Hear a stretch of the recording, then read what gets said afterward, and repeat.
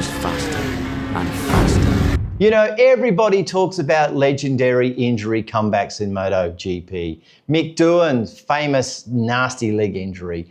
Jorge Lorenzo and his broken collarbone. Riders racing through injuries most of us can barely imagine. But there's one problem with those stories.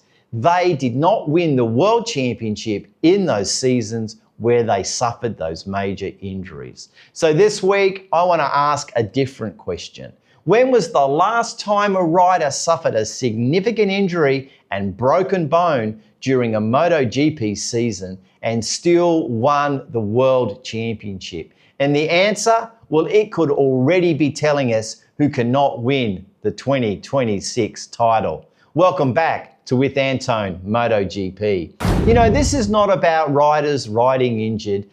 MotoGP riders do that constantly. And yes, technically, Pecco Bagnaia cracked a bone in his foot at Le Mans in 23 and still won the championship in that year. But for me, there's a major difference between a small fracture you can continue racing with and a significant broken bone. A collarbone, a vertebra in your back, leg or arm, and that compromises your ability to race, forces surgery, or cost you actual races. And when you apply that definition to the modern MotoGP era, which began in 2002, the history becomes remarkable. Because I can't find a single example of a MotoGP World Champion suffering a significant fracture during their championship season and still go on to win the title. Yep, Kevin Swans did it in 93, but that's a different era. Now, why comparing eras matters? Well, because back then,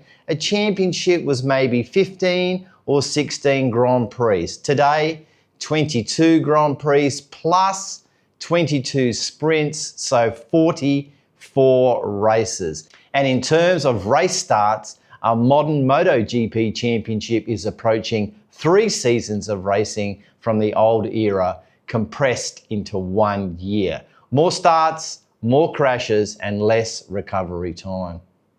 And that means more opportunities for one mistake or someone else's mistake to change your entire championship. Modern MotoGP isn't simply a speed competition anymore, it's becoming an endurance sport. Now, rider protection has improved. The physical punishment hasn't disappeared though. Modern helmets, airbag tech, leathers and circuit safety have transformed rider protection, but they cannot remove the forces involved when a MotoGP rider hits the ground. And with 44 competitive starts, the body is being asked to survive that risk time and time again.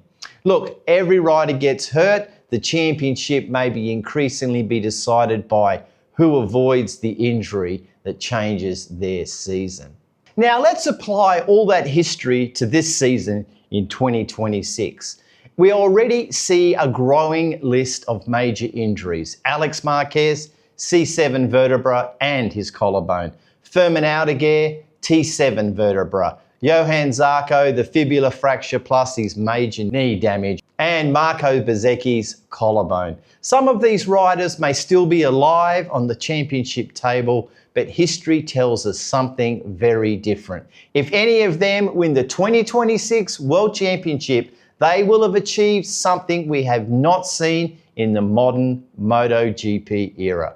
Now we have to separate pre-season injuries from in-season fractures. This is because several riders already arrived in 26 carrying physical problems. Marc Marquez, Jorge Martin, Firmin Aldeguer, Fabio Quartararo, Maverick Vinales, Raul Fernandez and Fabio Gianantonio.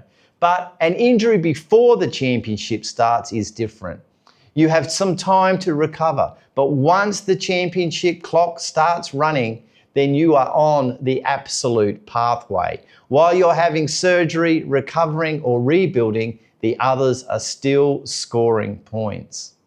Now, the championship winning ride that no one really celebrates, this leads to a bigger question. In 44 races for this championships, is winning every battle still the smartest way to win the title? Could a second or third place actually be a championship winning ride? 5 extra points looks valuable, but if you're chasing them to get 25 instead of 20 and it turns into 0, or one bad Sunday turns into 6 weeks of recovery, the modern champion may need something beyond just outright speed. And it's all about judgment of the riders, knowing when to attack, knowing when to accept the points, and perhaps most importantly, knowing when to risk and possibly crash. So let's conclude this one. Can history actually tell us who cannot win the 2026 MotoGP World Championship? Possibly it can, but it would have to be someone who breaks the record that history has established to do it. The championship table tells us mathematically who's in the fight, but history tells us who's fighting against something much bigger than the points gap. And maybe, just maybe, the 2026 World Champion won't simply be the fastest rider, maybe he'll be the smartest one, still standing at the end. But what do you think? I want to leave you with this question.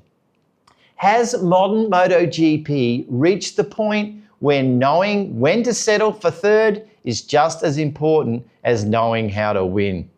As always, it's data, not noise. And if you've enjoyed the episode, then drop us a thumbs up or subscribe. Why not share the episode around? Anyway, thanks for watching this week, and I look forward to talking to you again real soon. Okay, bye for now.